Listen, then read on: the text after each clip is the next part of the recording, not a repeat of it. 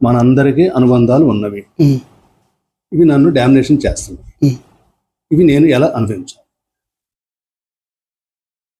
మనందరికీ అనుబంధాలు ఉన్నాయి.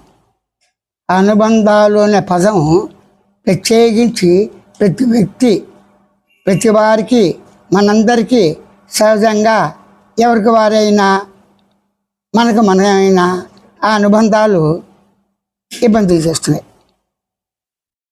ఎవరికి వారే ఇబ్బంది పడుతున్నారు. ప్రతి వారు ఇబ్బంది పడ్డా ఎవరి వారి అనుబంధాలు స్వయంగా స్వతంత్రంగా సుఖమో దుఃఖమో ఏదైనా కావచ్చు అనుభవిస్తున్నారు.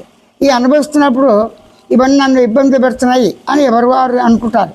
ఆ ఇబ్బంది ఇంకోటి చేత తీరదు. అంటే ఎవరికి వాళ్ళే అనుభవిస్తారు.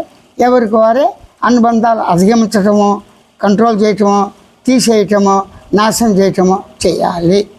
ఇది పరిస్థితి. ఇది ప్రపంచవ్యాప్తంగా ప్రతి మానవుడికి ఉన్న సమస్యే.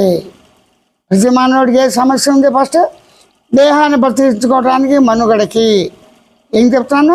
దేహాన్ని బ్రతికించుకుని మనుగడ సాగించి దేహం ద్వారా జీవితాన్ని అనుభవానుభూతులుగా ఉన్న వాటిని సహజంగా అనుభవించడం కాదు, సహజంగా అనుభవానుభూతులుగా ఉన్నాయి. ఏమున్నాయి? దేహం ఉంది, అనుభవం. ఆ ఉన్న దేహానికి అనుభవంలో ఏ అనుభూతులు ఉన్నాయి?